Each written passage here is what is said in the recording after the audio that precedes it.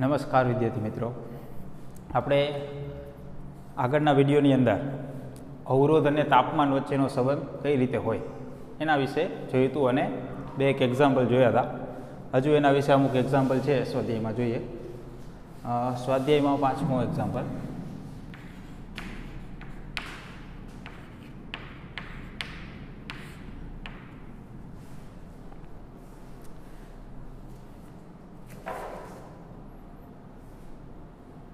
એક ગરમ કરવા વપરાતા ઘટક તારના ઓરડાના તાપમાને અવરોધ 100 ઓહ્મ છે. ઓરડાનું તાપમાન કીધું છે 27 ડિગ્રી.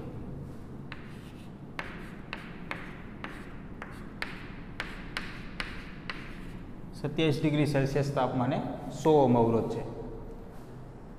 જો અવરોધકના દ્રવ્યની અવરોધકતાનો તાપમાન ગુણાંક એટલે કે આલ્ફા તાપમાન ગુણાંક 1.7 ગુણ્યા 10⁻⁴ સેલ્સિયસ -1 આટલો છે, તો તારનો અવરોધ 117 ઓહ્મ થાય ત્યારે તારનું તાપમાન કેટલું? તારનો અવરોધ 117 ઓહ્મ થાય ત્યારે તાપમાન કેટલું? આવું હોય છે. બરાબર, તો એકદમ સિમ્પલ જ છે. ઓરડાના તાપમાને અવરોધ આપી દીધો છે અને એક અવરોધ કીધો છે આપણને, ત્યાં તાપમાન આપણે ગણવાનું છે. તો અવરોધ અને તાપમાન વચ્ચેના સંબંધ દર્શાવતું સમીકરણ શું જોયું? તો આપણે R = R0 પછી 1 + આલ્ફા t - T0 આ રીતનું છે. અહીંયા R0 શું છે? સંદર્ભ તાપમાને અવરોધ, T0 સંદર્ભ તાપમાન, T તાપમાને R અવરોધ અને આલ્ફા એ તાપમાન ગુણાંક. તો જો અહીંયા આપણે આને સંદર્ભ તાપમાન લઈ લઈએ T0, આને આપણે R0 કહી દઈએ, કેમ કે સંદર્ભ તાપમાને અવરોધ જે હશે એ સંદર્ભ અવરોધ થશે. 117 ઓહ્મ અવરોધ એટલે કે આને આપણે R કહી દઈએ. તો T તાપમાને અવરોધ કેટલો? અને આલ્ફાની કિંમત આપી છે, તો કિંમત આની અંદર મૂકીએ તો R એટલે 117, R0 એટલે 100, 1 + આલ્ફાની કિંમત 1.7 અહીંયા 10⁻⁴. T તાપમાન શોધવાનું. T0 27 ડિગ્રી સેલ્સિયસ, તો 300 કેલ્વિન થશે, અથવા તો આ સેલ્સિયસમાં આપ્યું છે તો એને સેલ્સિયસમાં રાખીએ 27 ડિગ્રી સેલ્સિયસ.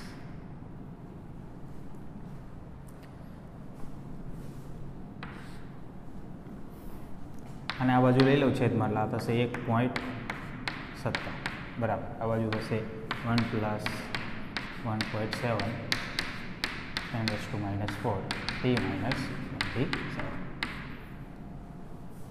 એક આમાંથી બાદ થશે એટલે કેટલું આવશે? 0.7 = આ બાજુ 0.17 ગુણ્યા 10⁻⁴ T - અને આ બાજુ લઈ લઈએ અને આને આ બાજુની અંદર ઉમેરીએ તો T બરાબર કેટલું આવશે? કેલ્ક્યુલેશન કરીએ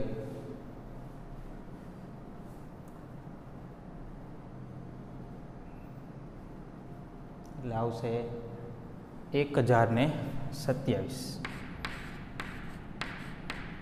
ડિગ્રી સેલ્સિયસ. આ આન્સર થશે. બરાબર, એકદમ સિમ્પલ જ હતું.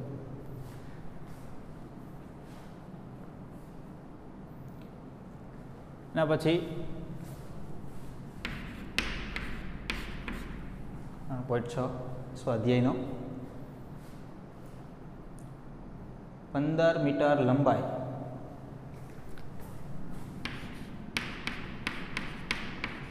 15 મીટરની લંબાઈ કીધી છે તારની, અને 6 × 10⁻⁷ જેટલું નિયમિત ક્ષેત્રફળ 6 ગુણ્યા 10⁻7 મીટર સ્ક્વેર આટલું નિયમિત ક્ષેત્રફળ ધરાવતા તારમાંથી અવગણી શકાય તેટલો ઓછો પ્રવાહ પસાર કરવામાં આવે છે ત્યારે તેનો અવરોધ 5 ઓહ્મ માપવામાં આવે છે. અવરોધ 5 ઓહ્મ માપવામાં આવે છે. તો આ પ્રયોગ કરવા તાપમાનને તારના દ્રવ્યની અવરોધકતા કેટલી કે ρ. તો તારની લંબાઈ આપી છે, તારના આડછેદનું ક્ષેત્રફળ આપ્યું છે, તારનો અવરોધ આપ્યો છે અને અવરોધકતા પૂછી છે. તો અવરોધ અને અવરોધકતા આવતું એવું સમીકરણ R = ρ L/A. તો અહીંયા બધી કિંમતો આપેલી જ છે. તો R A છેદમાં L ρ આવું થશે. કિંમત મૂકી દઈએ દરેકની. તો અવરોધ એટલે 5 ઓહ્મ, ક્ષેત્રફળ કીધું છે 6 ગુણ્યા 10⁻7 અને લંબાઈ કીધું છે 15. બધા એસઆઈ એકમમાં જ છે એટલે ફેરવવાની જરૂર નથી. બરાબર. એટલે અવરોધકતા આવશે અહીંયા 5 કેન્સલ, 3 કેન્સલ, 2 એટલે કે 2 ગુણ્યા 10⁻7 અને એકમ શું થશે અવરોધકતાનો? Ohm into metre. તો આટલી અવરોધકતા આવશે. બરાબર. એ પણ એકદમ સિમ્પલ છે. એના પછીનું જોઈએ.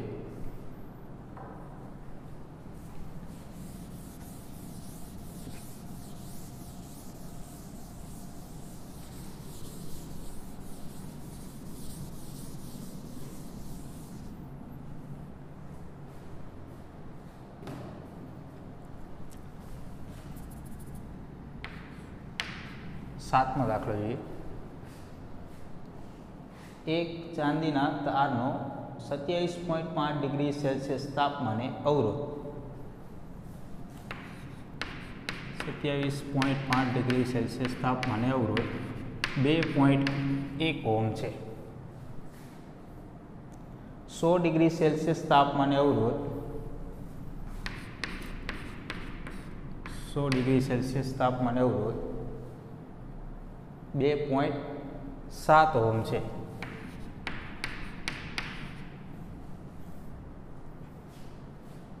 તો ચાંદીના અવરોધકતાનો તાપમાન ગુણાંક શોધો. તાપમાન ગુણાંક એટલે કે આલ્ફા ગણવાનું કીધું છે. એટલે કે કોઈ એક તાપમાને અવરોધ આપ્યો છે, બીજા તાપમાને કંઈક અવરોધ આપ્યો છે અને અવરોધકતા પૂછી છે. તો R = R0 1 + alpha T - T0. R એ અવરોધ છે, R0 એ સંદર્ભ તાપમાન અવરોધ છે, T0 સંદર્ભ. અહીંયા આપણે સંદર્ભ તાપમાન 0 ડિગ્રી સેલ્સિયસ લઈએ. બરાબર. સંદર્ભ તાપમાન આપણે લઈશું 0. તો 0 ડિગ્રી સેલ્સિયસ લઈશું તો ત્યારે અવરોધ કેટલો છે એ આપણને ખબર નથી. બરાબર. અને અહીંયા આપણે કોઈ એક તાપમાને અવરોધ લઈ લઈએ. તો પહેલી વખત આપણે 27.5 ડિગ્રીએ 2.1 અવરોધ લઈએ. તો અહીંયા લઈએ આપણે 2.1 ઓહ્મ. બરાબર. R0ની કિંમત ખબર નથી. 1 + આલ્ફાની કિંમત આપણે ગણવાની છે. તો T એટલે તાપમાન. તો અહીંયા આપણે અવરોધ લીધો છે 2.1 ઓહ્મ. તો ત્યાં તાપમાન છે 27.5 ડિગ્રી સેલ્સિયસ -T0. T0 એટલે 0 ડિગ્રી સેલ્સિયસ આપણે લઈએ અહીંયા સંદર્ભ તાપમાન. તો આ રીતે થશે. એ જ રીતે આ બીજી કિંમત મૂકીએ એ જ સમીકરણમાં. તો જો 100 ડિગ્રી સેલ્સિયસ તાપમાને 2.7 ઓહ્મ અવરોધ છે. R0ની કિંમત આપણને ખબર નથી. 1 + આલ્ફાની કિંમત આપણે ગણવાની છે. T - T0. તો કયા તાપમાને આપણે અવરોધ લીધો? 100 ડિગ્રી સેલ્સિયસ તાપમાને લીધો. તો અહીંયા આવશે તાપમાન 100 ડિગ્રી સેલ્સિયસ અને -T0 તો 0 ડિગ્રી સેલ્સિયસ લીધું છે. તો આ રીતે થશે. હવે બે સમીકરણ છે, આપણે આલ્ફા ગણવું છે. તો અહીંયા આપણે સ્વાભાવિક છે, અહીંયા ગુણોત્તર લઈ લઈએ એટલે R0 કેન્સલ થઈ જાય. તો અહીંયા શું આવશે? 2.1 છેદમાં 2.7. બરાબર. અહીંયા આવશે 1 + આલ્ફા 27.5 છેદમાં 1 + આલ્ફા આવું થશે. ભાગાકાર કરીએ કેટલું થશે?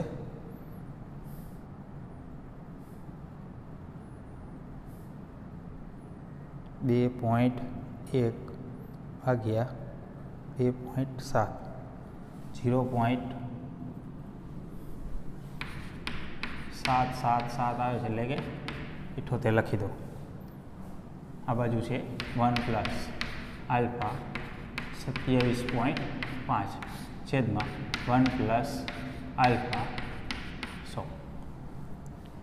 ક્રોસ ગુણાકાર કરીએ તો અહીંયા ગુણાશે એટલે કેટલો આવશે? 0.78 પ્લસ 0.78 ગુણ્યા એટલે કે 78 આલ્ફા ઇઝ ઇક્વલ ટુ આ બાજુ 1 પ્લસ આલ્ફા 27.5 આવું થશે.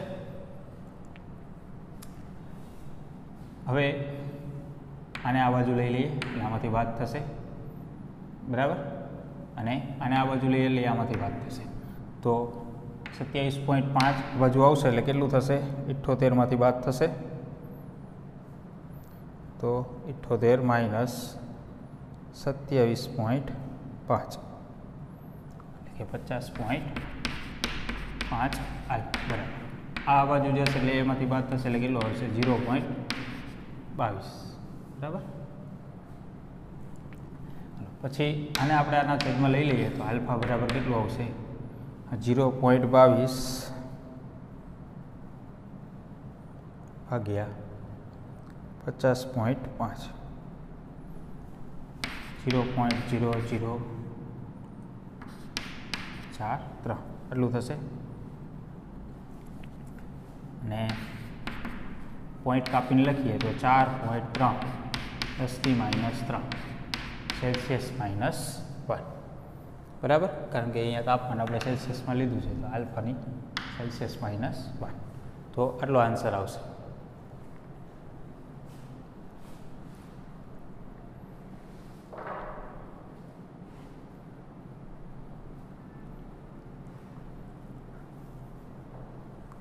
એના પછી જોઈએ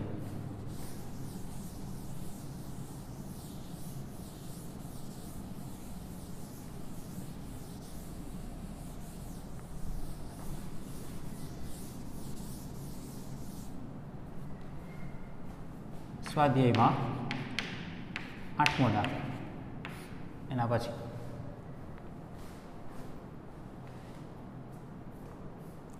નિક્રોમના બનેલા એક ગરમ કરવાના તારને 270 વોલ્ટના ઉદ્ગમ સાથે જોડતા પ્રારંભમાં તે 3.2 એમ્પિયર પ્રવાહ ખેંચે છે. તો વોલ્ટેજ આપ્યો છે 230 વોલ્ટ, ત્યારે પ્રારંભમાં પ્રવાહ 3.2 એમ્પિયર પ્રવાહ ખેંચે છે એવું કીધું, અને નિક્રોમનો તાર છે જે અમુક સેકન્ડ બાદ 2.8 એમ્પિયર જેટલું સ્થાયી થાય છે. અમુક સમય બાદ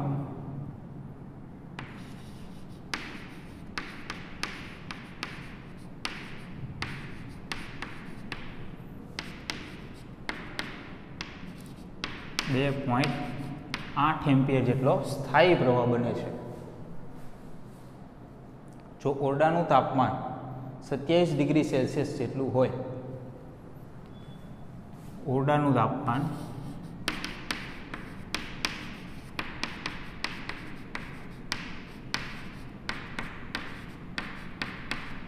27 ડિગ્રી સેલ્સિયસ જેટલું હોય તો ગરમ કરતા તારનું સ્થાયી તાપમાન કેટલું? એટલે કે જ્યારે અમુક સમય બાદ એટલો પ્રવાહ થશે એટલે કે તાર ગરમ થશે, કેમ કે તારમાંથી પ્રવાહ વહેશે તો જૂલ ઉષ્મા ઉત્પન્ન થશે, જેના કારણે તાર ગરમ થઈ જશે. ગરમ થશે એટલે એનું તાપમાન વધશે. તો આ જે પ્રવાહ જ્યારે સ્થાયી બનશે ત્યારે એનું તાપમાન કેટલું હશે એવું આપણને પૂછ્યું છે. અને કિંમત આપેલી છે અવરોધક ગુણાંકની 1.7 × 10⁻⁴ 1.7 × 10⁻⁴.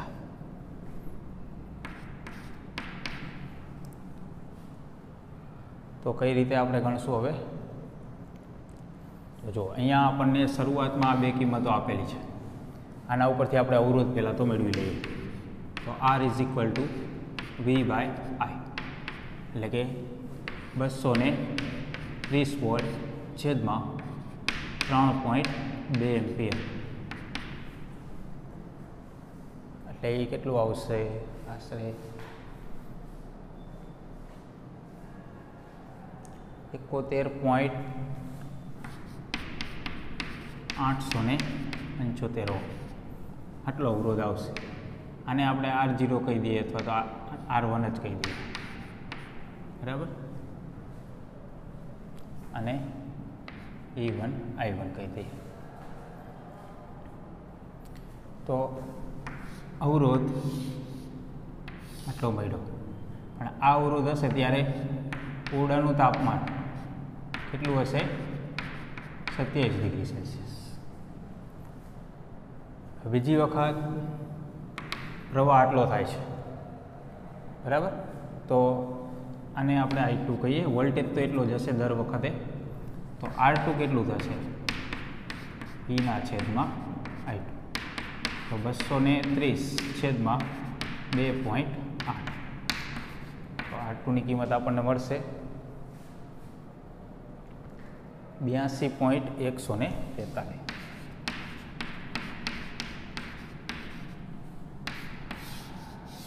જો અવરોધ મળ્યો. હવે આ અવરોધ હશે ત્યારે તાપમાન કેટલું આ આપણે ગણવાનું, બરાબર. અને T1 કહી દઉં અને T2 કહી દઉં. તો સમીકરણ લખીએ આપણે અવરોધવાળું, તાપમાનવાળું. R is equal to R0 1 plus alpha T minus T0, બરાબર. પહેલાં આપણે R1 અવરોધ લઈએ. R0 સંદર્ભ અવરોધ plus alpha T1 minus T0 સંદર્ભ અવરોધ. તો અહીંયા T0 જે છે એ આપણે 0 ડિગ્રી સેલ્સિયસ લઈએ સંદર્ભ તાપમાન, બરાબર. તો આ રીતે થશે. એ જ રીતે બીજા માટે લખશું તો આવું એક લખાશે R2 is equal to R0 1 plus alpha T2. હવે આપણે ગણવું શું છે? તો કે બીજું તાપમાન T2, બરાબર. આપણી પાસે કિંમતો કઈ છે? તો કે T1ની કિંમત છે, આલ્ફાની કિંમત એ છે, R1 R2ની કિંમત છે, R0 નહીં થાય એટલે કે ગુણોત્તર લઈ લેવાય. એટલે શું થશે? R1 છેદમાં R2 ઇઝ ઇક્વલ ટુ આ કેન્સલ થઈ જશે 1 પ્લસ આલ્ફા T1 છેદમાં 1 પ્લસ આલ્ફા T2 આવું થશે. ક્રોસ ગુણાકાર કરીએ તો અહીંયા કિંમત મૂકી દઈએ R1 અને R2ની, એટલે એક ગુણોત્તર મળી જાય આપણને. R1ની કિંમત છે 71.875 છેદમાં R2ની કિંમત છે 82.143, બરાબર. બીજી તરફ તો કે 1 પ્લસ આલ્ફા T1 છેદમાં 1 પ્લસ આલ્ફા T2 આવું થશે. આ કિંમત ગણી લઈએ કેટલું થશે.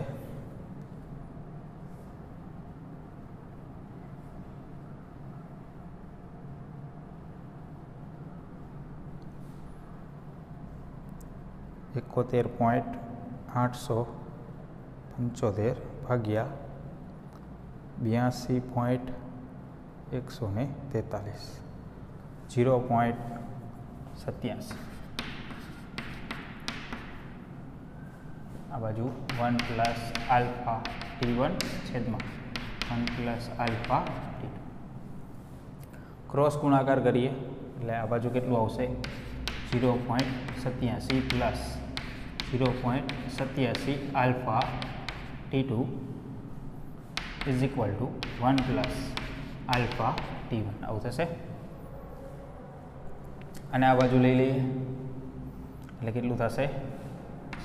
0.87 alpha T2 is equal to આમાંથી બાદ થશે એટલે 0.13 પ્લસ આલ્ફા T1 આવું થશે. આપણે T2ની કિંમત જોઈ છે તો T2 બરાબર 0.13 પ્લસ બધાની કિંમત મૂકી દઈએ. આલ્ફાની કિંમત કેટલી છે? આલ્ફાની કિંમત 1.7 ગુણ્યા 10⁻⁴. T1 તો કે 27 ડિગ્રી સેલ્સિયસ છેદમાં આ છેદમાં જશે 0.87 અને આલ્ફા એટલે 1.7 ગુણ્યા 10⁻⁴. બરાબર. આની ગણતરી કરો એટલે એટલું આવશે છેલ્લે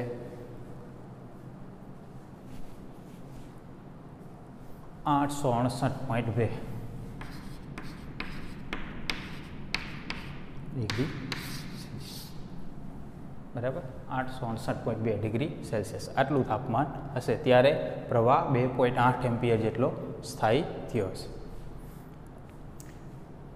તો અહીંયા આપણે એક્ઝામ્પલ જે અત્યારે આપણે આ સમીકરણ જે છે અવરોધવાળું આના રિલેટેડ જે દાખલા હતા એ આપણે જોયા. હવે બીજો ટોપિક જોઈએ.